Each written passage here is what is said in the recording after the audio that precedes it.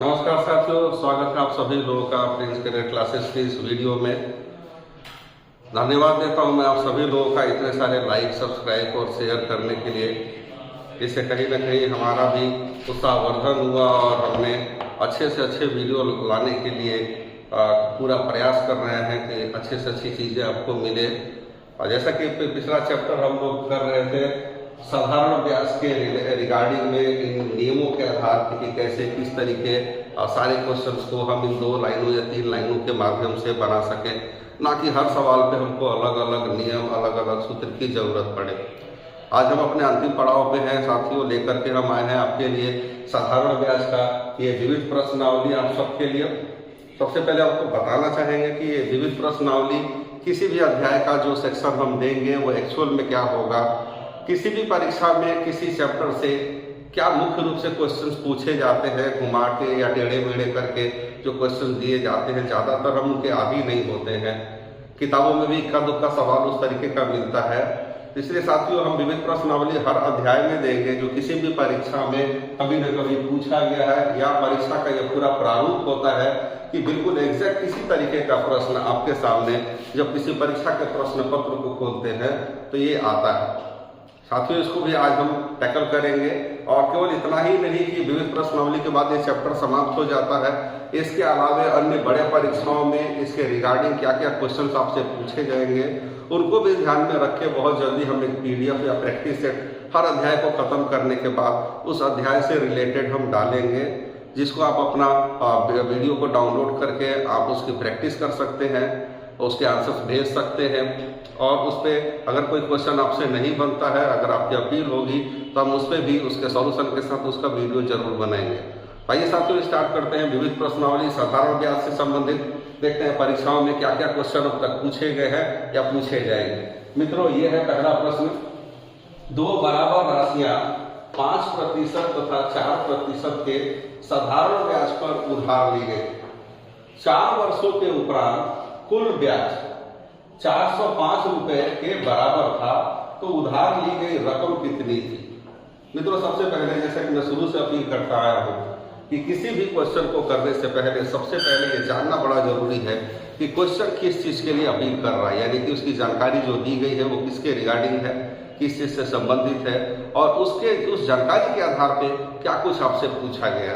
तो सबसे पहले मित्रों हम जानकारी को लेते हैं। 2 बराबर राशियां 5 और 4% के आधार पर मूलधन x मान लेते हैं, 5% इनका ब्याज है, तो जो कुल समय अवधि है वो 4 वर्षों की दी गई है।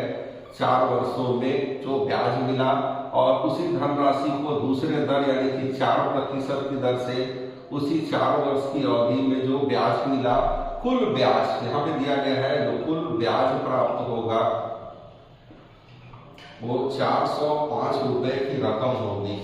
मित्रों इस तरीके के निष्कर्ष को हमेशा सवाल के सूत्र के रूप में हमको रखना चाहिए कि हमको ये जानकारी के बाद जो उनका निष्कर्ष है वो कुल ब्याज का है। कुल ब्याज का मतलब है कि ब्याज 1 जो पहले कंडीशन का ब्याज है वो जोड़ेंगे यदि ब्याज 2 में, तब जाके ये 405 रुपए की रकम प्राप्त होगी। ये है हमारी कुल जानकारी। आइए तो देखते हैं इसको हल कैसे करेंगे। क्योंकि हमारे पास जो निष्कर्ष है वो कुल ब्याज 405 रुपए होने का है, तो सबसे पहले हम ब्याज की गणना करेंगे। ब्याज जैसा कि आप जानते हैं साधारण ब्याज दर गुणे समय से उसका प्रतिशत हमको मिलता है। यहाँ पे दर गुणे समय करने पे पहला ब्याज का प्रतिशत जो बन रहा है 20%, दूसरा जो ब्याज का प्रतिशत बनेगा 400 के 16, ये 16%, और इस प्रकार से दोनों ब्याज मिलाकर के कुल ब्याज 36% का। मित्रों यहाँ पे आपका सवाल समाप्त हो जाता है। वही सही मूलधन जो 100% है वो जानकारी के रूप में हमको दिया गया है। कितनी रकम है हमारे पास जो कि नहीं है, हम उसको x के रूप में यहाँ पे लिए हुए हैं। कुल ब्याज जो हमको दिया गया वो 36% है, और 36% जो है रकम कितनी है 405 रुपए की। मित्रों इसको क्रॉस मल्टीप्लाई पहले x वाले को ही करते हैं, 36 गुणे x बराबर हो जाएगा 100 गुणे 405 के। 100 गुणे 405 x के साथ जो गुणा है पक्षांतर करने पे वो भाजक के रूप में नीचे आएगा। अब इसको आप इजीली डिवाइड कर सकते हैं।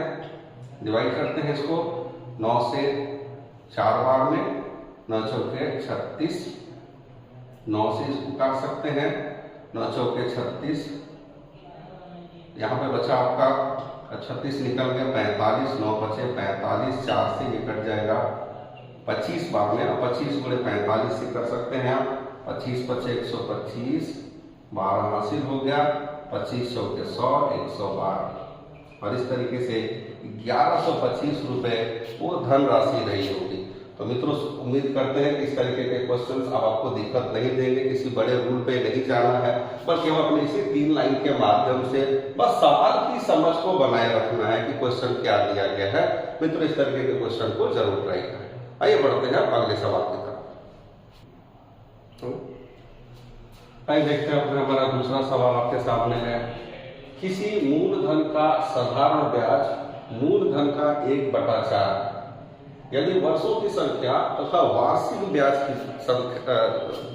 ब्याज की दर की संख्यात्मक मान समान हो तो वर्षों की संख्या ज्ञात करें। या फिर मित्रों आपसे पूछ सकता है इसमें कि ब्याज की दर क्या रही होगी, ये भी क्योंकि दोनों ही समान रूप से हमको दिया गया है, तो चाहे दर हो या समय हो वो ऑब्वियसली समान रहेगी।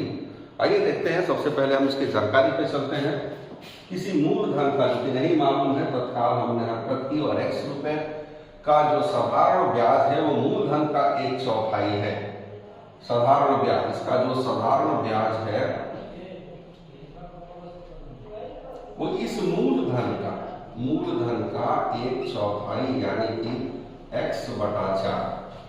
रही बात इसके दर और समय की, तो दोनों संख्यात्मक रूप से समान है। यानी कि अगर y वर्ष की हम बात करें कि y वर्ष में ऐसा होगा तो इसका दर प्रतिशत भी y% रहा होगा। संख्यात्मक रूप से समान होने का यही मतलब है कि अगर 5% दर था तो संख्यात्मक रूप से अगर ये समान है तो ये भी 5 वर्ष हो जाता, लेकिन यहाँ कोई जानकारी नहीं है, दोनों को समान होना बताया गया है, तो हमने y से इंडिकेट कर लिया इसको। अब सबसे पहले इस क्वेश्चन को सॉल्व करने के लिए हम चलते हैं, हमारे पास 2 रकमों का विश्लेषण है, एक मूलधन और एक ब्याज की। सबसे पहले हम मूलधन को लेंगे। यहाँ पे 100% पे जो रकम हमने मानी है वो रकम x है। दूसरी रकम की बात करें तो रकम के नीचे दूसरी रकम x/4 और ये रकम है किसकी, तो ब्याज की। तो यहाँ पे ब्याज का नियम जो बताता है कि दर और समय को गुणा कीजिए, प्रतिशत मिलेगा आपको, और अगर दर और समय को गुणा करें तो y गुणे y² प्रतिशत हो जाएगा, y⁴% और यही हमारा प्रश्न भी है। तो सबसे पहले हम इसी को क्रॉस मल्टीप्लाई करेंगे। लिखते हैं यहाँ पे y² गुणे x जो कि बराबर हो जाएगा 100 गुणे x/4, 100 गुणा x/4। चूंकि y हमारा प्रश्न है तो y के साथ जो कुछ भी गुणा है पक्षांतर करेंगे गणितीय नियम में, तो ये बटा में आएगा। हम लिख सकते हैं अलग से कि y² बराबर हो जाएगा 100 गुणे x/4, पहले से है, बटा में x भी आ गया। कैंसिल करते हैं इसको, x कैंसिल होगा, 4 से 100 25 बार में, यानी कि y⁴ बराबर आया 25। तो केवल y की अगर बात करें तो करड़ी में 25 होगा, और इस तरीके से 5 वर्ष की अवधि या फिर दर इनका 5% होगा, क्योंकि दोनों ही संख्यात्मक रूप से यहाँ पे बराबर दिए गए हैं। और इस तरीके के बहुत से क्वेश्चन परीक्षाओं में, छोटे परीक्षाओं में, बड़े परीक्षाओं में देखे गए हैं। आप एक बार इसको ध्यान से देखें और समझें। जरूर ये सवाल आपको अच्छा लग रहा होगा और ये बन भी जाएगा। प्लीज इसका अभ्यास जरूर करें। आइए बढ़ते हैं अपने अगले सवाल की तरफ। आइए मित्रों देखते हैं अपने अगले सवाल को। तीसरा सवाल कि कई बार परीक्षाओं में छोटे से लेकर बड़े स्तर के परीक्षा में यही सवाल बार बार पूछा गया है। बहुत सारी भीड़ इस सवालों को छोड़ देती है या वो लगाते हैं, लेकिन आधे अधूरे ही बनते हैं, नहीं बना पाते हैं, ज़्यादातर जानकारी नहीं होने की वजह से। आइए देखते हैं क्या हम इस जानकारी के आधार पे इसको बना सकते हैं कि नहीं। सबसे पहले जानकारी को लिखें। इसमें दिया क्या गया है, कोई धन 8% वार्षिक साधारण ब्याज की दर से, कोई धन यानी कि मूलधन की जानकारी नहीं है। सबसे पहले x दर के विषय में बता रहा है कि 8% वार्षिक साधारण ब्याज की दर से किसी निश्चित अवधि में, मान लेते हैं कि y वर्ष है वो अवधि, y वर्षों में 500 रुपए हो जाता है। इसको मार्क कीजिएगा, हो जाता है का मतलब क्या होता है मित्रों? हो जाता है यानी कि मिश्र धन। याद कीजिए क्लास के स्टार्टिंग मैंने बोला था कोई रकम x गुना हो जाता है, हो जाएगी, बन जाता है या बन जाएगी, इस तरीके का कोई भी स्टेटमेंट अगर दिया है तो केवल और केवल मिश्र धन के लिए होता है। यानी कि हमको यहाँ पे जो रकम की जानकारी 500 रुपए की दी गई है, 500 रुपए हो जाता है, इसका सीधा मतलब है ये मिश्र धन है। हम मार्क कर लेते हैं कि जानकारी के तौर पे जो रकम हमको दी गई है वो मिश्र धन की दी गई है, जो कि 500 रुपए की है। इसी प्रकार से हमको बोल रहे हैं तथा 3% वार्षिक ब्याज की दर से 200 रुपए हो जाता है। यानी कहना चाहते हैं कि वही रकम दर प्रतिशत यदि 3 हो तो उतनी ही समय अवधि में जो मिश्र धन के रूप में हमको अब धन मिलेगा वो रकम होगी 300 रुपए। और यहाँ पे हमको दोनों सवाल पूछा गया कि तो वो लगाई गई धनराशि कितनी रही होगी, वो समय अवधि क्या रही होगी। आइए तो देखते हैं इस पूरी जानकारी को हमने यहाँ पे उतार दिया है। नियम के तौर पे हमारे पास 1 2 3 लाइन्स हैं। क्या इन लाइन्स पे इस तरीके के बेस टाइप का क्वेश्चन का जवाब दिया जा सकता है या नहीं? तो सबसे पहले जो रकम की जानकारी वो 500 है, वो मिश्र धन की है। और मिश्र धन का नियम यहाँ पे कहता है कि 100% में आप जोड़ देना ब्याज को, और ये ब्याज हमको कहाँ से मिलेगा? वही दर गुणे समय वाला ब्याज उठा के 100 में जोड़ना। तो सबसे पहले हम चलते हैं मिश्र धन के 100% में जब हम जोड़ेंगे ब्याज को, ब्याज यहाँ पे क्या बनेगा? दर गुणे समय यानी कि 8y, ये हमारा ब्याज रहा। और इस प्रकार इसमें जो रकम दी गई है वो 500 की है। उसी प्रकार से हम दूसरे वाली रकम 300 यहाँ पे 200 की रकम दी गई है। 200 की रकम जो दी गई है इसको हम ले लेते हैं और ये भी हो जाएगा मिश्र धन के तौर पे 100% प्लस ब्याज यानी कि दर गुणे समय 3y। और ऐसा करने पे रकम हमको 200 की दी गई है। मित्रों यहाँ पे हम निकालेंगे दोनों मिश्र धनों का अंतर। आइए देखते हैं, अगर हम अंतर की बात करें यहाँ पे माइनस करने के लिए तो इसको लिख सकते हैं कि इस मिश्र धन में से इस मिश्र धन को घटाना है। तो अगर यहाँ पे हम घटाने की बात करें तो मिश्र धन यानी कि 100% प्लस ब्याज का 8y में से घटाएंगे दूसरे वाले मिश्र धन को यानी कि 100% प्लस 3y घट गया दूसरा मिश्र धन पहले वाले मिश्र धन में से, क्योंकि बड़ा है उसमें से छोटे वाले मिश्र धन, छोटे वाले को हमने माइनस किया और बराबर में ये हमको कितना देगा? यहाँ पे अंतर हम देख सकते हैं कि अंतर 300 रुपए का है। तो मित्रों यहाँ पे हमको लिखना पड़ेगा उस अंतर को जो रकम में 300 है। आइए इसको हल करते हैं। 100% प्लस 8y माइनस की वजह से इंटरनल चिन्ह, आंतरिक जो चिन्ह है इनके वो बदलते हैं, ऐसा नियम आप जानते होंगे। तो माइनस 100% माइनस 3y क्योंकि बराबर हो जाएगा 300 की रकम। यहाँ पे प्लस का 100 और माइनस का 100 कैंसिल हो गया। 8y में से घटेगा 3y। मित्रों ये मिला हमको 5y जो कि बराबर है 300 की रकम का। इस चूंकि इस तरीके का है तो y का मान अगर हम यहाँ से निकालें तो 5 से इसको भाग लगाएंगे, 300 भागा 5 और ये हमको मिल गया 60 वर्ष। y क्या था? तो y को हमने समय माना था, तो कुल समय अवधि बनेगी 60 वर्ष की। ये बड़े से लेकर छोटे परीक्षाओं में, सभी स्तर के परीक्षाओं में आप देखेंगे एसएससी वगैरह में काफी पूछा गया है, कई बार पूछा गया है। तो मित्रों प्लीज इस सवाल को ध्यान से विशेष रूप से बनाएंगे, आपके लिए आगे भी लाभदायक होगा। मित्रों बढ़ते हैं अपने चौथे सवाल की तरफ। उम्मीद करते हैं आप सभी लोगों को ये सवाल पसंद आ रहा होंगे, अच्छा लग रहा आपको इसको सॉल्व करते समय। ये परीक्षा के पूछे गए प्रश्नों का एक संग्रह है। अचानक परीक्षा में जब इस तरीके का क्वेश्चन आता है तो हमारी बेसिक जो जानकारी होती है कहीं ना कहीं इस तरीके के क्वेश्चंस में हम विचलित हो जाते हैं और गलत उत्तर देते हैं।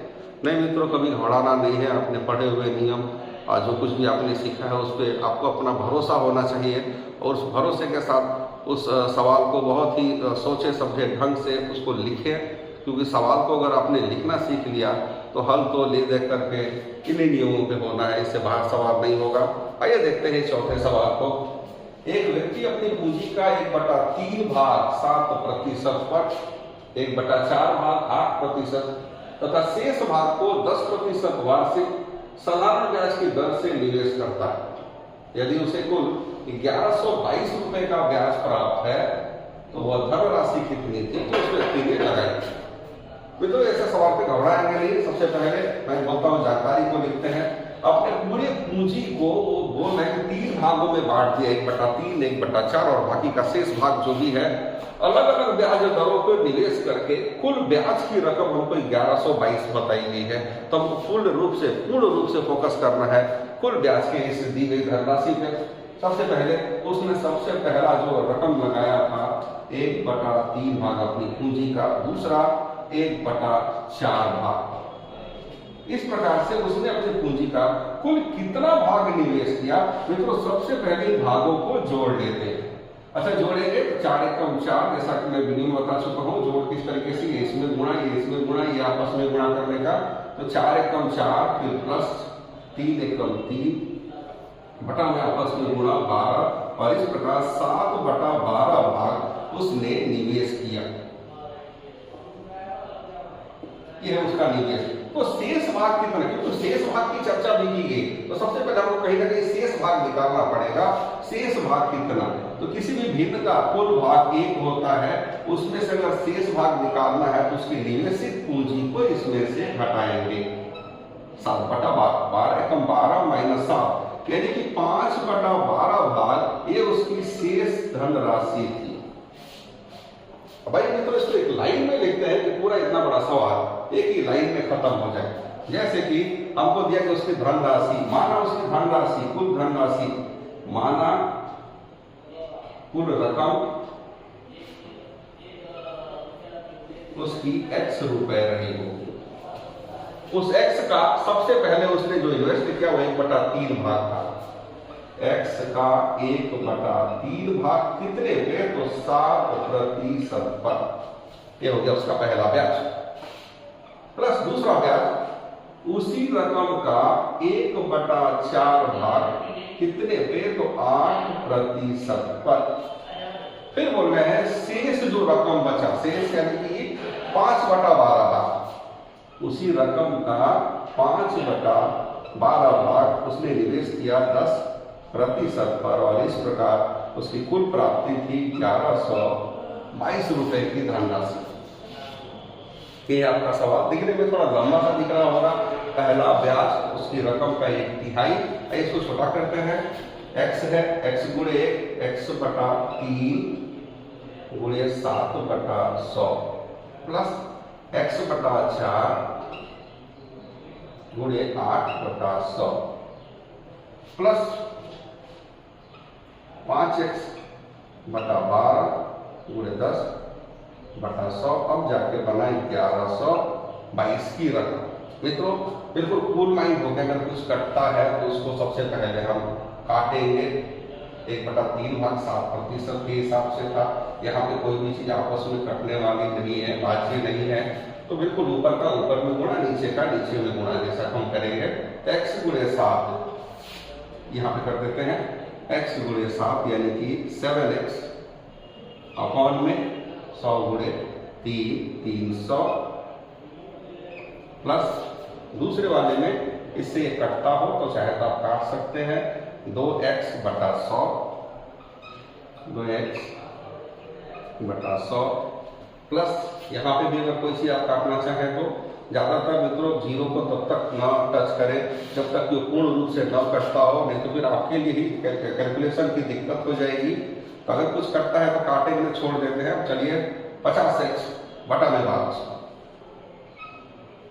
50x बटा में 1200 और इस प्रकार 1122 की धनराशि बनी। अब इसको जोड़ने का नियम क्या है, इनका लघुत्तम लेने का है। स्वाभाविक इनका लघुत्तम लेंगे तो साफ दिख रहा है, ये बनेगा आपका 1200। 300 से 1200 को भाग लगाएंगे, 4 700 के 28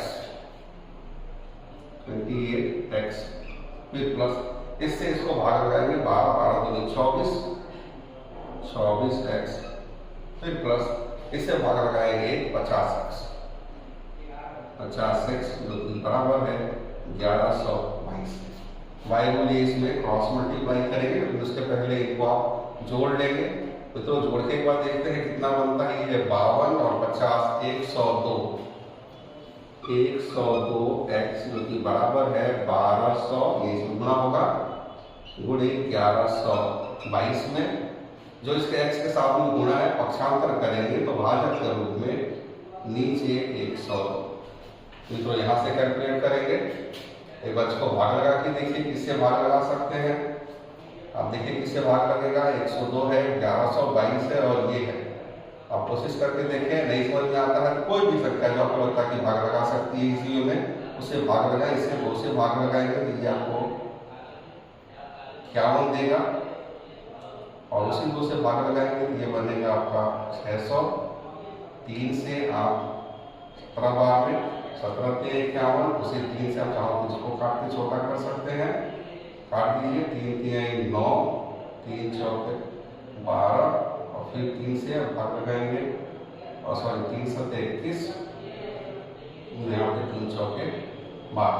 फिर आप 17 से चाहे तो भाग लगा सकते हैं इसको, 17 दूनी सॉरी यहाँ पे लिखते हैं 34 और फिर 17 दूनी 34 और 6 से गुणा करेंगे, 0 लगा देंगे बाद में, 6 दूनी 12, 2 6 दूनी 12 13 और डबल 0, ये हो गया 13,200 की रकम। तो मित्रों ये सवाल देखने में थोड़ा लेंदी जरूर है, लेकिन ऐसा कुछ नहीं है। इस तरीके का जब किसी पूंजी को खंडित रूप से अलग अलग ब्याज दरों पे कहीं पे लगाने की बात कही जाए तो बिल्कुल इजी वे में क्या क्या पूंजी लगी, मिला करके कुल कितनी पूंजी निवेश की गई, अगर उसमें शेष की बात, जरूर ऐसे सवालों में शेष की बात होती है जिसका खुलासा नहीं करता है प्रश्नकर्ता, तो शेष को निकालेंगे कुल पूंजी को माइनस करके, इस प्रकार से उसको बिल्कुल इजी वे में जैसे जैसे उसने पहली पूंजी को इस रकम का 1/3 लगाया था 7% पे, प्लस दूसरी रकम उसी रकम का 1/4 भाग 8% पे, फिर शेष भाग को जो मैंने यहाँ निकाला था 10% की दर से, और इस तरीके से 1122 रुपये कुल रकम बन रहा है। इसको सॉल्व करते हुए आप जाएंगे, इसी में उसका आंसर निकाल लेंगे। ऐसे सवालों से दरकिनार होते हुए बहुत बड़ी संख्या है परीक्षा में जो किनारे चलती है या ऐसे सवालों को टच नहीं करती है, या अगर करती है तो बहुत ज़्यादा समय लग जाता है। नहीं मित्रों, इस तरीके के सवाल को हमें नहीं छोड़ना है, हमें इससे जूझना है, क्योंकि कम समय में बिल्कुल उत्तर दे सकते हैं। आइए बढ़ते हैं अगले कुछ चुने हुए अन्य सवालों पे। मित्रों ये है हमारा अगला सवाल, 5वां। अगर इस सवाल को आप ध्यान से देखें तो आपको भी याद आएगा कि इस तरीके का प्रश्न बार बार परीक्षाओं में उठता है। साधारण व्यास से ये बहुत ही चर्चित पैटर्न है। इस पैटर्न को ये देखते हैं क्या है, एक रकम है जो 3500 रुपए की धनराशि है जो 2 भागों में कहीं पे निवेश की गई, और कंडीशन क्या दे रहे हैं कि पहले भाग को 8% वार्षिक साधारण ब्याज की दर से जो ब्याज है और दूसरे भाग पर 6% की दर से जो ब्याज अर्जित किया गया, ये दोनों ही ब्याज बराबर थे। आपको बताना है कि प्रत्येक भाग का ब्याज था कितना, कि दोनों ही भाग के ब्याज बराबर है। अच्छा, यहाँ पे किसी रकम को समान रूप से नहीं दिखाया गया है, एक ही रकम है, 2 भाग में विभक्त किया गया है। दूसरा चीज, दोनों भाग उसके क्या क्या रकम थे, कितना कितना बांटा गया, इसके विषय में कोई जानकारी नहीं। आइए देखते हैं मित्रों कि किस प्रकार से ऐसे सवालों को हैंडल करना चाहिए। सबसे पहले 3500 रुपए की एक रकम दी गई। आइए इसका रूपरेखा पहले देखते हैं। एक रकम बताई गई है जो 3500 रुपए की है, इसको 2 भागों में कर्ज पे निवेश किया गया, माना कि भाग ए और भाग बी। पहले भाग पे कंडीशन क्या दे रहे हैं कि पहले भाग को निवेश किया गया 8% की दर से, और वहीं पे दूसरे भाग को निवेश किया गया है 6% की दर से। अच्छा, समय की चर्चा नहीं की गई। तो जब इस तरह के क्वेश्चन जिसमें समय की चर्चा न की गई, कितने समय के लिए किया गया, आप अपनी मर्जी से कोई भी समान समय मान सकते हैं, क्योंकि समय को लेकर के इस पूरे सवाल में कोई कंडीशन नहीं दिया गया है। ऐसे में जब समय हमको खुद ही चूज करना हो तो आप चाहें तो हमेशा 1 वर्ष का समय अपनी मर्जी से रख सकते हैं, ताकि हमारा कैलकुलेशन आसान हो। आप दोनों को अगर 5-5 वर्ष भी कर लेंगे तो आपका कैलकुलेशन थोड़ा टेढ़ा होगा, लेकिन आंसर तो उससे कोई प्रभाव नहीं पड़ेगा। कुल मिला जुला के वर्ष समान रूप से हमको लेने हैं। ऐसे में हमने 1-1 वर्ष का समय ले लिया। उसको देखते हैं कि पूरे क्वेश्चन के प्रारूप का जो निष्कर्ष यहाँ पे दिया गया, वो निष्कर्ष क्या है कि दोनों ही कंडीशन में जो ब्याज मिले वो दोनों ब्याज बराबर थे। इसको हम संक्षिप्त में निष्कर्ष जरूर लिखेंगे। इनका पूरा निष्कर्ष क्या था कि ब्याज ए यानी कि पहले पे मिलने वाला ब्याज बराबर था ब्याज बी के, यानी कि दूसरे पे मिलने वाले ब्याज के। अर्थात इसका मतलब है कि इस रकम पे इस दर से इतने समय में जो ब्याज इनको यहाँ मिल रहा है यानी कि ब्याज है वो इस दूसरी रकम पे दूसरे दर से उसी समय के लिए उतना ही ब्याज यहाँ पे भी मिल रहा है। मित्रों, कंक्लूजन, जब भी किसी सवाल में कोई कॉन्सेप्ट देने के बाद एक कंक्लूजन, एक निष्कर्ष के रूप में कोई बात कही जाएगी तो हमेशा निष्कर्ष से अपने सवाल की शुरुआत करनी चाहिए। तुरंत का तुरंत आंसर आएगा। आइए देखते हैं, दो ब्याजों का बराबर होना बोला गया है तो सबसे पहले देखेंगे इस जानकारी के आधार पर पहला ब्याज होगा कितना। चलिए, रकम में नहीं निकाल सकते हैं, प्रतिशत तो निकल सकता है, दर गुणे समय। तो पहला ब्याज दर गुणे समय 8%। उसी प्रकार से दूसरा ब्याज दर गुणे समय 6%। इसी चीज को हम निष्कर्ष कर रखते हैं। पहले ब्याज का जो 8% मान है वो बराबर है दूसरे ब्याज के 6% मान के। मित्रों, हमने रख दिया इनका ब्याज 8% ब्याज ए का जो मिलेगा वो बराबर होगा 6% ब्याज बी के। अच्छा, गणित में एक रूल है, दो असमान इकाइयों का अचानक अगर बराबर होना बोला जाए तो शायद आपको जानकारी होगी, कहीं अगर पढ़े होंगे तो, कि गणित में असमान इकाइयों को जब बराबरी के संबंध से जोड़ा जाता है तो उसको बोलते हैं अनुपात बन गया। यहाँ पर मित्रों फिर अनुपात बना सकते हैं तब तो। आइए यहाँ पे हम करते हैं पहले ब्याज संबंध में दूसरा ब्याज, और करना क्या है, इसकी संख्या उठा के इनको और इसकी संख्या उठा के इनको करते ही कि अनुपात में तब्दील हो जाएगा। 6% संबंध में 8%। अनुपात को लघुत्तम रूप में व्यक्त करें तो 2 से 3 बार 3x संबंध है 2 चौके 8 4। इस प्रकार से मित्रों हमने इस 3500 की रकम के बंटवारे के दोनों भागों का अनुपात निकाल लिया कि पहला भाग 3x, दूसरा भाग 4x, और हमें भी मालूम है कि जो दोनों भागों को मिलाया तो कुल दी गई धनराशि के ही समतुल्य होगा। आइए वो भी कर लेते हैं। पहला भाग 3x अगर हम मिला दें दूसरे भाग 4x के साथ में तो कुल बांटी गई धनराशि 3500 के बराबर। इस प्रकार से 7x बराबर 3500 रुपए बने, या फिर x बराबर 7 से भाग लगाने पे 500 रुपए बने। तो इस तरीके से पहला भाग या फिर दूसरा भाग की रकम क्या थी वो निकाल सकते हैं। आइए एक बार रकम निकालते हैं कि पहले भाग की रकम 3 गुणे x और x है 500, यानी कि 5 तिहाई 15। पहली धनराशि जो 3500 में से लगाई गई थी वो 1500 रुपए की रकम थी। लेकिन हमसे सवाल के रूप में मित्रों क्या पूछा गया है कि प्रत्येक ब्याज का भाग कितना है, यानी कि इसका ब्याज कितना रुपया, इसका ब्याज कितना रुपया, और निष्कर्ष से दोनों ब्याज बराबर है तो आप पहले वाले रकम का ब्याज निकालें या फिर इनका ब्याज निकालें, हर हाल में सेम आएगा। तो 1500 रुपए पहली धनराशि और उसमें ब्याज बनेगा 8% की दर से। तो मित्रों निकाल देते हैं इसका 8%, और इस तरीके से इसका ब्याज 120 रुपए बने। अगर आप चाहते हैं सॉरी दूसरे का ब्याज देखना तो 4 × 5 = 20, 2000 की धनराशि बन रही है। यहाँ पे देखिए 2000 रुपए, और इसका जो ब्याज कैलकुलेशन था वो है 6% की दर से 6%, और इनका भी ब्याज 120 रुपए बने। आप चाहे इस पे निकालो या फिर इस पे निकालो, एक ही रकम आएगी। उम्मीद करते हैं मित्रों इस तरीके का क्वेश्चन परीक्षा में आपको किसी भी प्रकार से दिक्कत नहीं देगा। प्लीज इन्हीं सवालों को खुद से लिखें और खुद से बनाएं। आगे बढ़ते हैं अगले सवाल पर। मित्रों हमारे अगले सवाल की तरफ, ये भी एक चर्चित पैटर्न रहा है परीक्षाओं में। आप देख सकते हैं दो बैंकों से एक रकम 1000 रुपए 2 वर्षों में जो साधारण ब्याज का अंतर है, दोनों बैंकों के 1000 रुपए पे 2 वर्ष की समय अवधि में उनके जो ब्याजों का अंतर है 20 रुपए का है, उनके ब्याजों के दरों में कितना अंतर रहा होगा। तो एक बहुत ही ऑथेंटिक टाइप का ये प्रश्न है।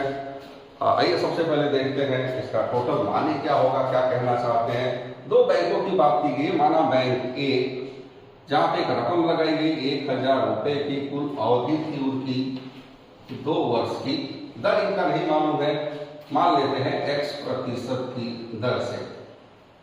और फिर दूसरे बैंक की बात कीजिए, हम लेते हैं बैंक बी, यहाँ पे भी वही 1000 रुपए की धनराशि, समय अवधि वही है 2 वर्ष की, और ये लगा माना y% की दर से। और अब यहाँ से जो ब्याजों का अंतर है, ब्याजों का अंतर यानी कि पहले वाला ब्याज ए में से घटाएंगे दूसरे के ब्याज बी को, तो अंतर दिए हैं यहाँ पे 20 रुपए का। मित्रों सबसे पहले जानकारी ही सर्वोपरि है, कुछ भी करके प्रश्न में दी गई जानकारी का विश्लेषण बहुत जरूरी है, ताकि हमें पता चले कि हमको क्या कुछ दिया गया है और उसके रिगार्डिंग क्या कुछ हमसे पूछा गया है। तो मित्रों ये है वो पूरी जानकारी। 2 बैंक हैं जिनपे एक धनराशि 1000 रुपए की, 2 वर्ष की अवधि x% की दर से मान लेते हैं। दूसरा रकम बी, वहां पर भी वही 1000 रुपए की धनराशि 2 वर्ष के लिए, y% का दर, इनका दर अलग रहा होगा। अतः ब्याजों का जो अंतर है वो 20 रुपए की धनराशि। आइए देखते हैं इसे सवालों को कैसे सॉल्व करेंगे। सबसे पहले ए के विषय में चर्चा करते हैं कि यहाँ पे 100% यानी कि मूल धनराशि जो लगी थी वो 1000 रुपए की थी। उसके बाद हम देखते हैं इनका ब्याज दर गुणे समय यानी कि 2x, और ले लेते हैं इनका ब्याज कि पहला वाला ब्याज ये बनेगा नंबर 1 है। आइए पहले ब्याज ही निकाल लेते हैं, कुछ निकालना है पहले वो गुणा करते हैं। पहला वाला ब्याज गुणे 100 बराबर में 1000 गुणे 2x, ये क्रॉस मल्टीप्लाई। इस तरीके से पहले बैंक का जो ब्याज का निष्कर्ष निकल रहा है ये निकल रहा है 1000 गुणे 2x, 100 गुणा है, बटा में आगे भाग लगाएंगे और इस तरीके से 20x बना इनका पहला ब्याज। ये ब्याज का केवल समीकरण मात्र है, बाद में रखेंगे हम इसके ऊपर। इसी प्रकार से हम बैंक बी के भी विश्लेषण पे चलते हैं कि यहाँ पे भी 100% यानी मूल धनराशि जो लगाई गई थी वो 1000 रुपए की थी, ब्याज तो वही दर गुणे समय यानी कि 2y, और यहाँ पे ब्याज निकलेगा दूसरा वाला। अगर हम कैलकुलेट करेंगे इस तरीके से तो दूसरा वाला ब्याज मित्रों जो यहाँ निकल करके आएगा वो 1000 गुणे 2y बटा में 100, और इस तरीके से दूसरा ब्याज 20y आएगा। अब मित्रों इन्हीं ब्याजों को हम इस निष्कर्ष पर रखते हैं। ब्याज ए यानी कि 20x माइनस ब्याज 2 20y जो कि बराबर है 20 रुपए की धनराशि की। अब यहाँ से इन 20 को हम कॉमन ले लेते हैं, 20 कॉमन रहा तो x माइनस वाई इनके दर का अंतर बराबर 20, या फिर केवल इनके दर का अंतर निकाले तो 20 भागा 20 1% आएगा। तो मित्रों इस तरीके के सवालों को कभी बहुत लंबा न खींचे, इजी वे में उनकी जानकारी को लिखिए पूरे यकीन के साथ और उसको अपनी इस जानकारी पे ढालने का प्रयास करें, आपके हर सवाल की समस्या हल हो जाएगी। वैसे मित्रों मैं बताना चाहूँगा कि अकेले इस सूत्र में अगर किसी बड़े राइटर के बुक या बड़े यूट्यूबर पे अगर जाते हैं तो हर सवाल को करने का जो अलग अलग नियम या सूत्र आपको देते हैं वो एक क्षण भर के लिए थोड़ा अच्छा जरूर लगता है, लुभावनेदार होता है, लेकिन उस एक सूत्र पे हर प्रकार के सवाल नहीं बन पाते हैं।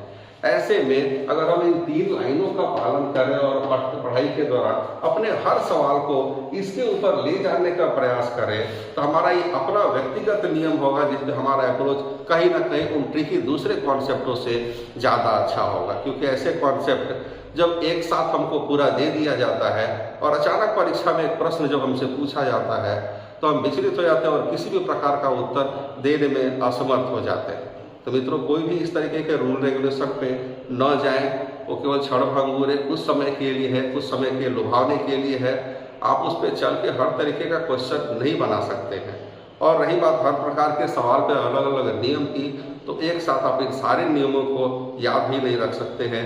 कहीं ना कहीं उस सवाल में कंडीशंस जब बदलेंगे तो उन सूत्रों को भी बदलना पड़ेगा जिसकी जानकारी आपको नहीं है। तो मित्रों प्लीज़ इसका पालन करें और इसी पे हमारे चैनल को जो भी आपको अच्छा लग रहा हो, अगर ये आप चाहते हैं कि और भी बढ़ चढ़ के हम इसमें अपनी भागीदारी दिखाएं तो आपके सहयोग की ज़रूरत है। प्लीज़ चैनल को लाइक, सब्सक्राइब और शेयर जरूर करें। आइए बढ़ते हैं एक और सवाल की तरफ। देखते हैं कैसे उसको हल कर पाएंगे। ये मित्रों हमारा अगला सवाल, आइए देखते हैं इस सवाल में क्या विशेष है। किस्तों पे क्वेश्चन पहले परीक्षाओं में साधारण ब्याज से नहीं पूछा जाता था, लेकिन इधर कुछ वर्षों से साधारण ब्याज पे किस्तों के क्वेश्चन काफी चर्चित रहे हैं।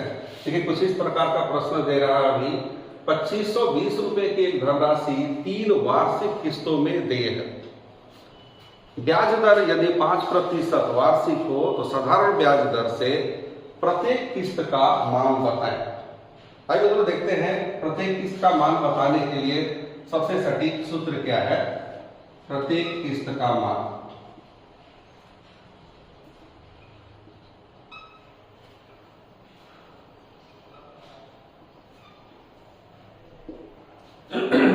मूलधन गुणे 100 बटा में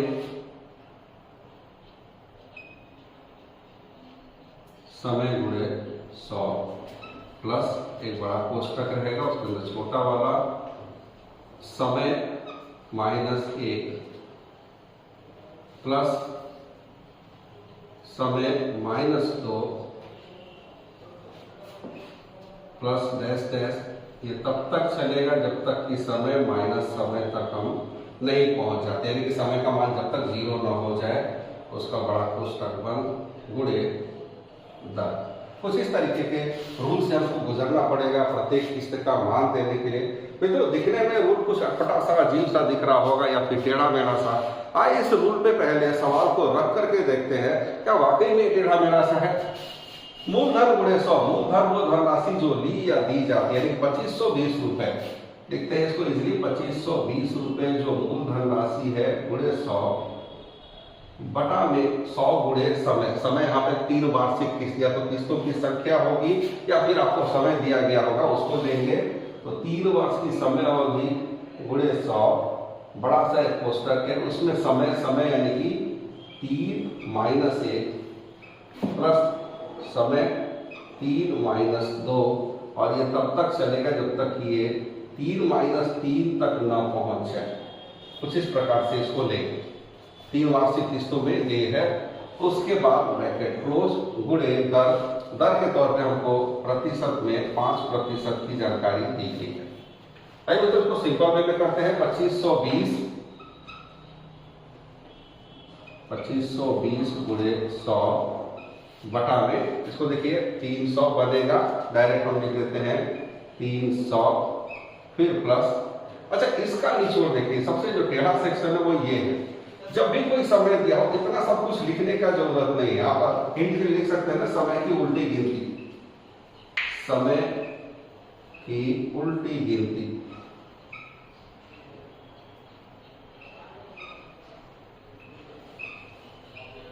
उल्टी गिनती जैसे कैसे, समय हमको दिया गया है 3 वर्ष का, 3 वार्षिक किस्त है, 3 है, तो सबसे पहले समय में से 1 कम कीजिए, तो 3 से हमने 1 कम किया, ये बना 2 और उसका सीधे उल्टा गिनती लिख दी, 3 और 2 प्लस 1 प्लस 0, ये हो गया हमारा पूरा यहाँ का आंकड़ा कंप्लीट। तो यहाँ पे हम डायरेक्ट लिख सकते हैं ब्रैकेट में करके 3 - 1 कर दिया तो 2 गिनती उल्टी चलेगी, 2 प्लस 1 प्लस 0, ये क्लोज हुआ गुणे दर।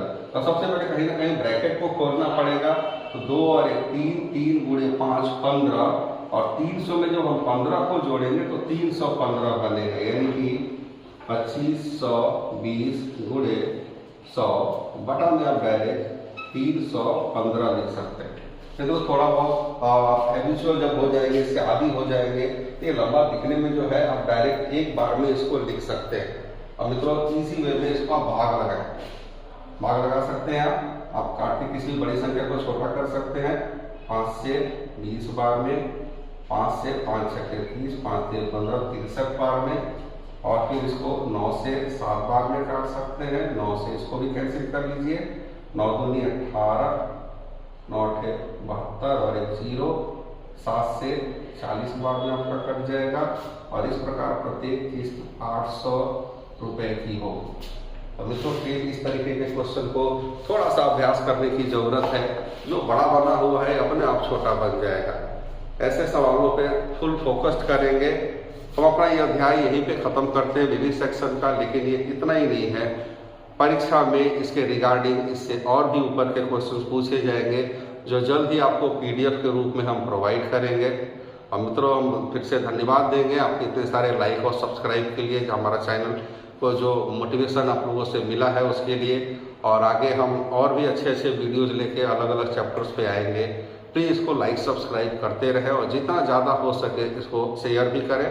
और प्लीज़ हमारे आने वाले पीडीएफ के विषय में हम आपको इन्फॉर्म करेंगे, उसे लेकर के क्वेश्चंस बनाएंगे। अपना रिप्लाईज आप चाहें तो हमारे पेज पे भेज सकते हैं, और अगर ज़रूरत पड़ी तो इसके लिए हम आपको अलग से क्लास और वीडियो भी प्रोवाइड करेंगे। थैंक्स।